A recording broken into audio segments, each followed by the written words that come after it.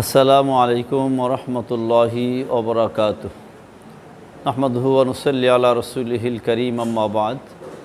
ফাউযু বিল্লাহি মিনাশ শাইতানির রাজীম। বিসমিল্লাহির রহমানির রহিম। ইয়া আইয়ুহাল্লাযীনা আমানু দুখুলু ফিস-সিলমি কাফাহ ওয়া লা তাত্তাবিউ খুতুওয়াতিশ শাইতান ইন্নাহু লাকুম আদুউম মুবিন।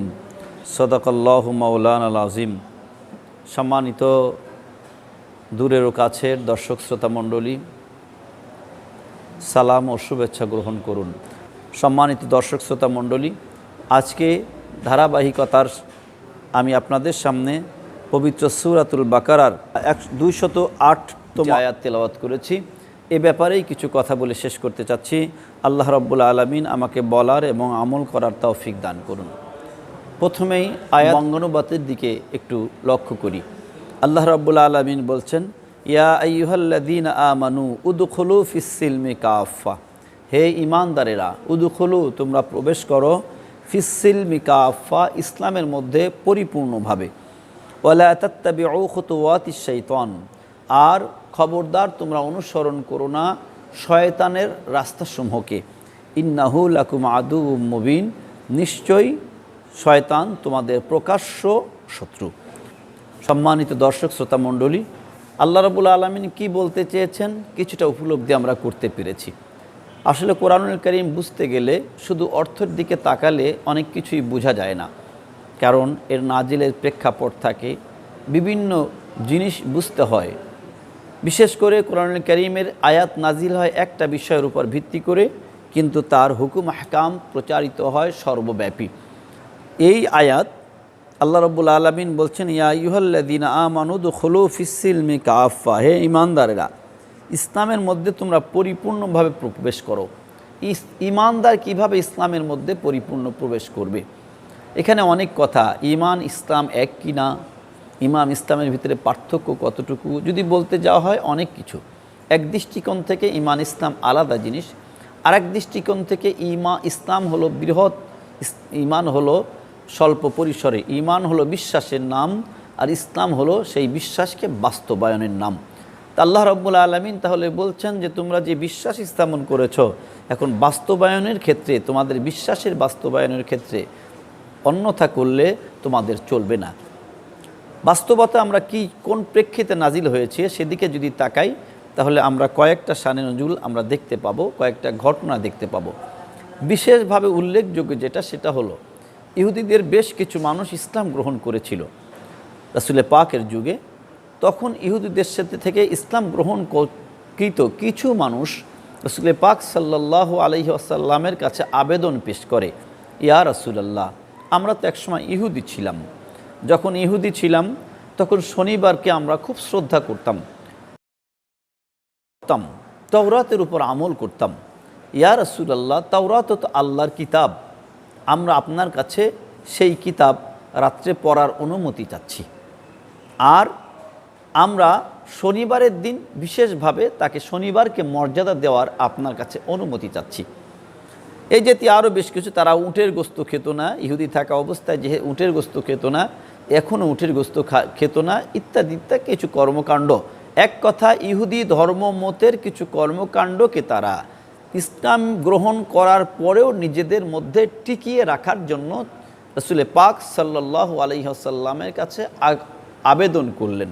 এটা ছিল তাদের মনের আবেগ।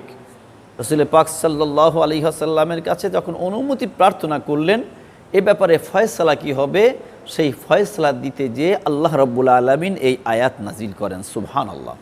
আমার প্রিয়জনেরা, দেখুন আল্লাহ রাব্বুল আলামিন তাদের এই যে চাহিদা যে আমরা তাওরাত পড়ব, তাওরাত আল্লাহর কিতাব, সেটাও আমল করব, কোরআনও আমল করব, আবার আমরা শনিবারে আমরা শ্রদ্ধা করব, ইসলামেরগুলোও শ্রদ্ধা করব, সাথে শনিবারের কর্মকাণ্ডগুলোকেও শ্রদ্ধা করব। ইহুদি ধর্মাবলম্বী থাকে যা খেতাম, যা মানতাম, বিধিনিষেধ মানতাম, তাও মেনে চলব। এক কথা, ইসলামও মানব, ইহুদিয়াতকেও মানব।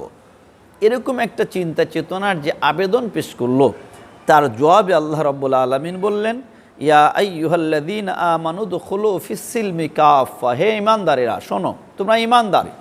এখানে চমৎকার একটা জিনিস পেয়ে গেলাম। সাহাবায়ে কেরাম, আমাদের দেশেও কিন্তু এরকম কিছু মানসিকতার মানুষ আমরা আছি যে আমি তো মুসলমান আছি, ইসলাম তো মানি, সাথে অন্য ধর্মের কিছু কাজ করব, অসুবিধাটা কোথায়? এই যে অসুবিধাটা কোথায় তার বর্ণনাই এখানে এসেছে। আল্লাহ রাব্বুল আলামিন বলছেন, হে ঈমানদারেরা, উদখুলু ফিস-সিলমি কাফা, ইসলামের মধ্যে তোমরা পুরোপুরিভাবে প্রবেশ করো। আংশিক প্রবেশ করবে, আংশিক প্রবেশ করবে না, তাও চলবে না। ইসলামের উপর পুরো আস্থা থাকতে হবে। কারণ হলো ইন্নাদ-দীনা ইনদাল্লাহিল ইসলাম, আল্লাহর মনোনীত দিন হলো ইসলাম। ইসলাম কোনো শর্টকাট বিষয় না, ইসলাম অপূর্ণাঙ্গ বিষয় না, ইসলাম কমপ্লিট কোড অফ লাইফ। ইসলাম পূর্ণাঙ্গ জীবন বিধান। পৃথিবীর এমন কোনো সমস্যা নাই যে সমস্যার সমাধান ইসলাম দিয়ে দেয় নাই। জোরে বলে আলহামদুলিল্লাহ। এই যে কথায় আসলো, তাহলে কি আমরা ইহুদি নাসারাদের সাথে মারামারি করব? তাদের ধর্ম পালন কি আমরা বন্ধ করে দেব? না। এখানেও দেখেন কি চমৎকার, ইসলামকে বুঝতে হবে।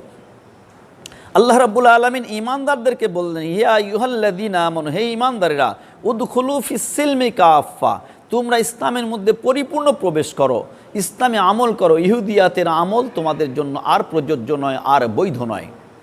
তাহলে ইহুদিরা কি করবে? ইহুদিরা তাদের ধর্ম তারা স্বাধীনভাবে পালন করবে, এটা ইসলামের বিধান।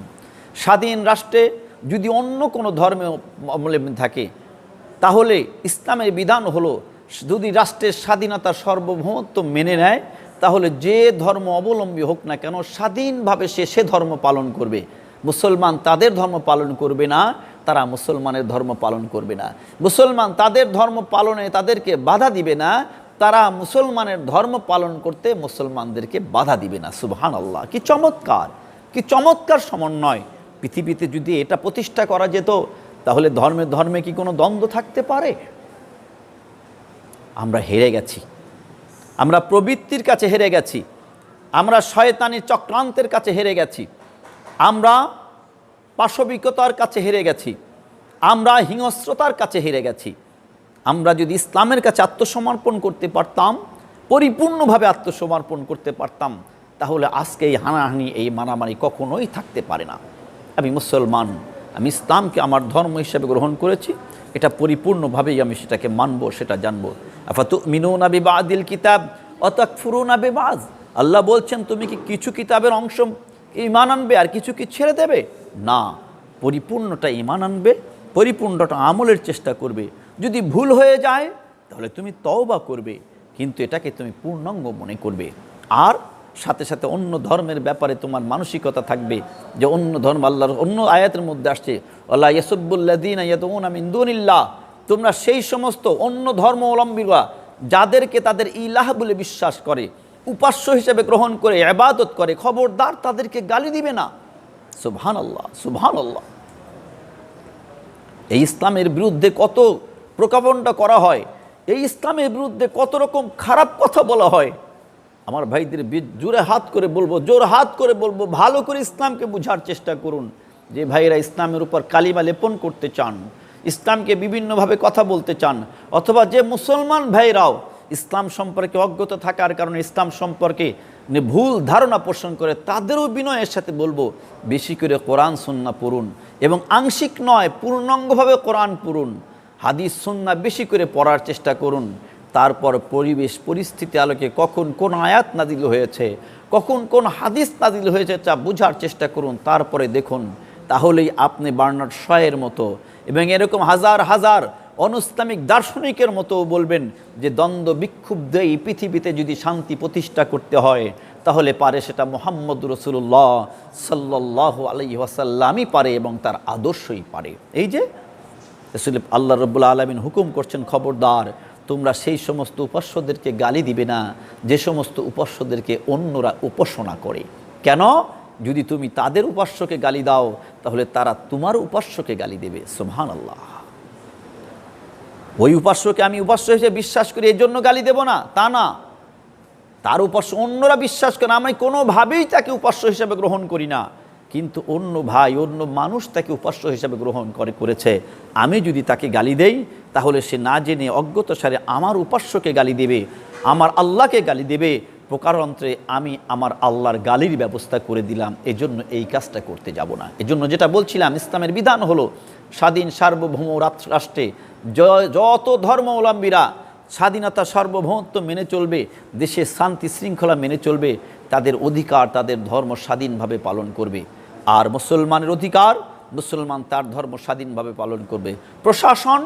প্রশাসন তাদের ধর্ম পালন করে দেবে না, তবে কেউ যদি তাদের ধর্ম পালনে বাধা প্রদান করে অথবা তারা যদি আশঙ্কা করে বাধা প্রদান করা হবে, তাহলে যাতে কেউ বাধা প্রদান না করে, নির্বিঘ্নে যাতে তাদের ধর্ম পালন করে সেই ব্যবস্থা করে দিবে। কিন্তু তাই বলে মুসলমান নিজেদের ধর্মকে অন্য ধর্মের সাথে গুলিয়ে ফেলবে না, বরং আল্লাহ ইসলামের মধ্যে পরিপূর্ণভাবে প্রবেশ করতে হবে। উদখুলু ফিস সিলমি কাফা। এই জন্য আল্লাহ বলছে যে না, এখন আর তাওরাত আমল করার সুযোগ তোমাদের নাই, তোমরা এখন মুসলমান করবে। এক কথা ইসলামের উপর আসছে, ওয়ালা তাত্তাবিউ খুতুওয়াতিশ শাইতান, আর শয়তানের পদাঙ্ক তোমরা অনুসরণ করবে না, অন্য পথে তোমরা যাবে না। ইন্নাহু লাকুম আদুউম মুবিন। তোমাদেরকে মনে রাখতে হবে শয়তান হলো তোমাদের প্রকাশ্য শত্রু। কেবল প্রকাশ্য শত্রু তা নয় আমার প্রিয়জনেরা, দুটো হাতে ধরে বলি, দুটো পায়ে ধরে বলি, এত মারাত্মক শত্রু শয়তান যে ওর প্রবঞ্চনা থেকে বেঁচে থাকা সত্যই আমাদের জন্য কষ্টকর। ও এত মারাত্মকভাবে প্রবঞ্চিত করে যে অনেক সময় আমরা বুঝতেও পারি না। ভালো জিনিসের সুরাত দিয়ে আমাদের সাথে গণ্ডগোল লাগিয়ে দেয়। এই দেখুন কত মানুষ, আমরা গীবত শিকায়েত করি আর এক মুসলমানের, কি নিয়ে? এমন জিনিস নিয়ে গীবত শিকায়েত করি যা গুনাই না। যেমন কথার কথা বলে দিই, আরে ওকে তো জীবনে কোনোদিন নফল নামাজ পড়তেই দেখলাম না, নফল নামাজ না পড়লে তো ওর গুনাহ হয় নাই, কিন্তু আপনি যে বললেন আপনি কিন্তু গীবত করে ফেললেন। আপনি প্রয়োজনে তাকে বলতে পারেন, ভাই নফল নামাজের গুরুত্ব উপস্থাপন করুন, বুঝায় বলুন, নাহলে তার সামনে বলুন। পিছনে পিছনে বলছেন। বাহ্যিক দৃষ্টিতে খুব বড় না হলেও এটা কিন্তু মহাকবিরা গুনাহ, যতক্ষণ সে মাপ না করে মাপ হয় না। শয়তান কিন্তু এগুলোর ব্যবস্থা করে এইভাবে গণ্ডগোল। তারপর পরস্পর ছোট ছোট মাসআলা নিয়ে, যেটা সমাধান সহজ সমাধানযোগ্য, তা নিয়ে বর্তমান বাংলাদেশ সহ সারা পৃথিবীতে কত গণ্ডগোল। আমার কিছু ভাইয়েরা বেশ বেরিয়েছেন, এটা নিয়ে আসছেন, এই চটি বই নিয়ে আসছেন, ওই হাদিস নিয়ে আসছেন, এটা ওটা বলে বলে দেখেন কত রকম সমাজে বিভ্রান্ত তৈরি করছেন। যদি তাদের ভিতরে সন্দেহ হয়, একজন আলেমের কাছে আসতে পারেন, না আলেমের কাছে না যে তারা দ্বন্দ্ব বিক্ষুব্ধ লাগায় মুসলমানের ভিতরে দ্বন্দ্ব লাগায় ঝগড়া বিবাদ লাগিয়ে দিচ্ছেন, গুনার ভিতরে লিপ্ত হয়ে যাচ্ছে। দেখুন শয়তান এখানে প্রবঞ্চিত করছে। শয়তান কত মারাত্মক যে রসুল পাক সাল্লাল্লাহু আলাইহি ওয়াসাল্লামের সাথেও একটা শয়তানের বাচ্চাকে লাগিয়েছিল, আল্লাহ রসুল নিজে বলেছেন। কিন্তু আল্লাহ রসুল বলেছেন যে আল্লাহ রাব্বুল আলামিন রহমত করেছেন যে সে নিজেই আমার কাছে আত্মসমর্পণ করেছে। একটা পৃথিবীর মানুষ জন্মগ্রহণ করার সাথে সাথে, সহিহ হাদিস, শয়তান একটা বাচ্চাকে তার সাথে লাগিয়ে দেয়, ওই মানুষটা জন্মগ্রহণ করার সাথে সাথে যাতে ইসলাম থেকে সরাইয়া দিতে পারে। কত মারাত্মক।